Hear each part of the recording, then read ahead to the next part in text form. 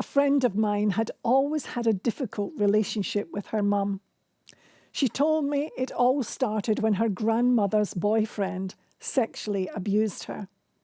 When she finally plucked up the courage to tell her mum, she was told that she didn't believe her and to stop being an attention seeker. So she kept the abuse and the pain of what was happening securely locked within her. 2 years later, her sister made the same revelation to her mum. But it was only then that her mum realised that it must be true. However, even then, her mum didn't go to the police, but just gave the abuser a slap on the wrist. She was 13 when the abuse started, and it didn't stop until 3 long, hard years had gone by. On top of this, she found it very difficult to make friends, as throughout her young life she had been bullied. At the age of 16, her parents split up due to her mum's heavy drinking, and both her and her sister were given the choice of which parent they wanted to live with. Her sister chose her mum, and my friend chose to live with her dad and his partner. However, a couple of months later, her world fell apart once more when her dad fell out of the window of their 3rd floor flat and died. She then had to go back to live with her mum. But a couple of weeks later, she ran away to live once more with her stepmom. However, this arrangement didn't work for long, because without her dad, she didn't feel part of her stepmom's family anymore.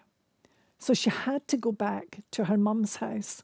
At the age of 19, she left her family and came to live in England. Many years later, she was sitting in my spiritual health weekend when a guest speaker called Carl Wills picked her out and prophesied over her. He said, among other things, that throughout her life, the Lord had always been her friend, but that he wanted her to know that this was especially true during the ages of 13, 14, 15, 16, and 17. Carl had no idea what had happened to that lady during that time of her life, but the words he spoke brought such healing to her. The Lord wanted her to know that when she was at her lowest, he never once left her. I believe too that there will be people listening right now who need to hear that during the darkest times of your life, the Lord has never left you. He is not an abuser. He is the most faithful, loving, kind dad you could ever have. He never leaves you to walk through dark valleys on your own.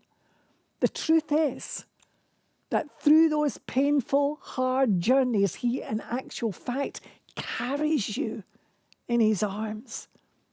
Healing, freedom, and joy are given as part of our inheritance, and the great news is they are only a prayer away.